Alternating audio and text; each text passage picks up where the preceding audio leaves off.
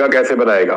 ایک بات میں آپ کو بتا دوں کہ نتائج اتنے تاخیر کا شکار کیوں ہو رہے ہیں اس کی بھی ایک وجہ ہے.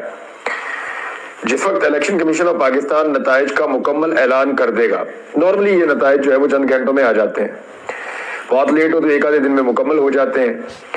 ایسا تو نہیں ہوتا کہ الیکشن ہوئے 2 دن گزر جائیں، 3 دن گزر جائیں اور نتیجے مکمل. تاخیر کا شکار اس لیے ہو رہے ہیں کہ جس وقت یہ نتائج مکمل ہو جائیں گے، الیکشن کمیشن کہے گا کہ نتیجے مکمل ہو گئے، تو پھر ٹائم کم بچے گا اگلی حکومت بنانے کے لیے.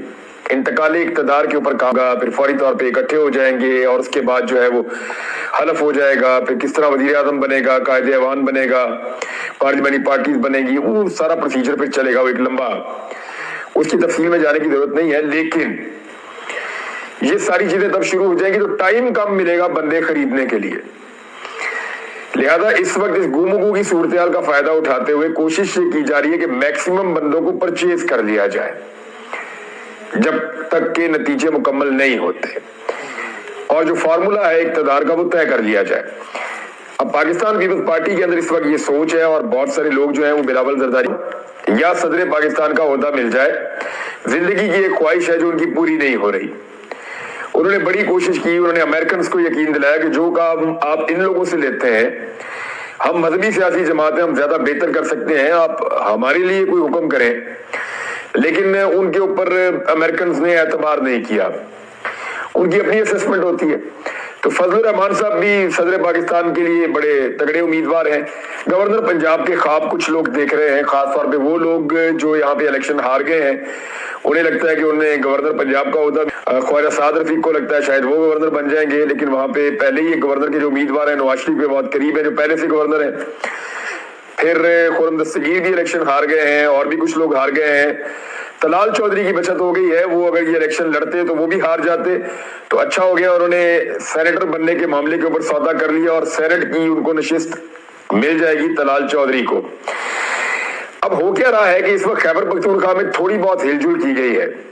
جو پاکستان تحریک انصاف کے حمایت یافتہ آزاد امیدواران جیتے ہیں، خیبر پختونخوا میں ان سے رابطہ کیا گیا اور انہوں نے فوری طور پہ اپنی پارٹی کو آگاہ کیا اور انہوں نے چٹا صاف انکار کیا کہ جی ہم کسی پارٹی کو جوائن نہیں کر رہے، ہمارے لوگوں نے ہمیں ایک ہی شرط پہ ووٹ ڈالے ہیں کہ عمران خان کے ساتھ کھڑے ہونا ہے، اب ہم صرف اس کا انتظار کر رہے ہیں، وہ جو کہے گا ہم وہ کریں گے.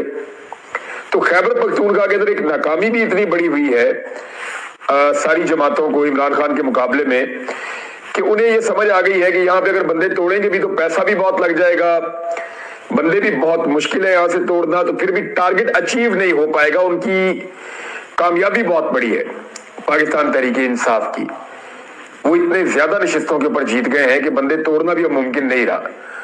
لہذا خیبر پختونخوا میں پاکستان تحریک انصاف بڑے آرام سے اپنی حکومت بنا لے گی.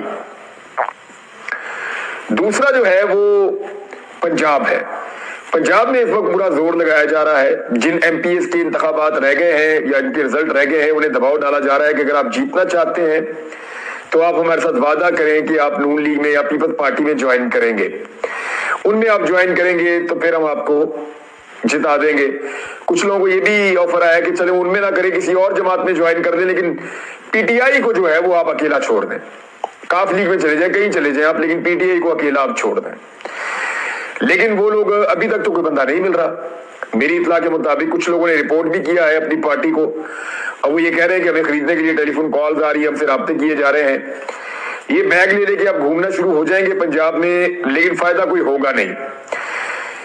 اس کا ایکچولی ڈر کیا ہے؟ ڈر یہ ہے کہ پاکستان تحریک انصاف کے اگر ابھی آزاد امیدواران نہ توڑے اور پاکستان تحریک انصاف نے عدالتوں سے انصاف لیتے ہوئے اپنی سیٹیں واپس لے لی تو مصیبت بن جائے گی. دیکھیں، گھبرانے کی یا پریشان ہونے کی ضرورت ان لوگوں کو بالکل اس لیے نہیں ہے جن کے ساتھ دھاندلی ہوئی ہے کہ یہ وہی لوگ ہیں جن کے کاغذات نامزدگی انہی آروز نے مسترد کر دیے تھے. آپ کو یاد ہے یہی سارے آروز جنہوں نے ابھی فارم 47 کے اوپر حتمی نتیجے پیش کیے ہیں اور جاری کیے ہیں، یہی سارے پاکستان تحریک انصاف کے ریکارڈ امیدواروں کے کاغذات نامزدگی مسترد کر دیے تھے. تاریخ میں کبھی اتنے بڑے پیمانے پر نہیں ہوئے، لیکن اس ساری زیادتی کو ریورس کر دیا عدالتوں میں جانے کے بعد عدالتی فیصلوں نے.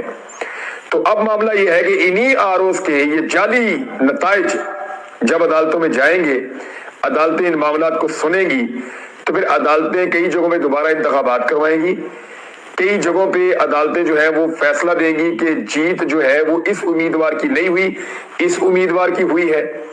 तो ये सूरत-ए-हाल आने वाले दिनों में हम देखेंगे।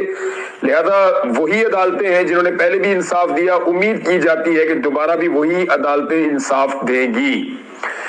तो अगर ये हो जाता है तो पंजाब में तो पाकिस्तान तहरीक-ए-इंसाफ की हुकूमत बन जाएगी। इसलिए मैक्सिमम बंदे तोड़ना बहुत जरूरी है पंजाब के अंदर पाकिस्तान तहरीक-ए-इंसाफ के, लेकिन तोड़ना मुश्किल बहुत है। तहरीक-ए-इंसाफ के 50 से ज्यादा लोग अब तक सिर्फ पंजाब असेंबली के ऊपर, वैसे तो 100 हैं, लेकिन पंजाब असेंबली के ऊपर 50 से ज्यादा लोग तहरीक-ए-इंसाफ के अपीलों में जा चुके हैं कि हमारे फॉर्म 45 के मुताबिक हम इलेक्शन जीत गए हैं और हमें धांधली से इलेक्शन हराया गया है, तो हमें उसके मुताबिक फैसला दिया जाए जो असल नतीजा है। अब 2-3 किस्म की धांधलियां हुई हैं, जरा इसके ऊपर भी आप गौर कर लीजिए। ये दो बड़े क्लियरली मैं आपको बता देता हूं कि ये धांधलियों की वजह क्या है। मैं इसी के ऊपर आज काम कर रहा था, हमने काफी लोगों से बात की है, जिन लोगों के साथ धांधली हुई उनसे भी बात की है। तो इसकी 2 कैटेगरीज है।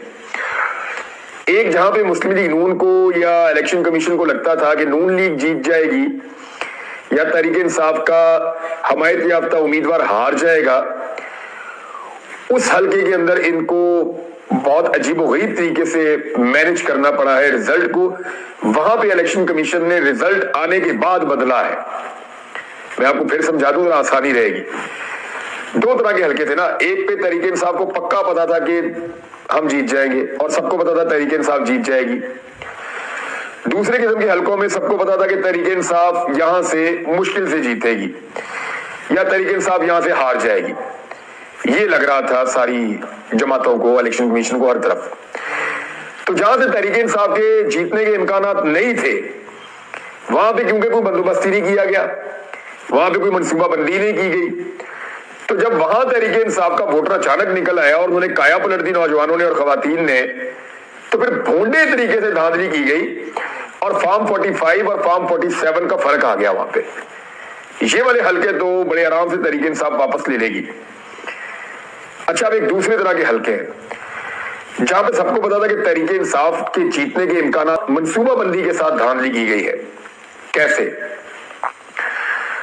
पंजूसा साहब का जो हलका है, सरगोदा का एक हलका है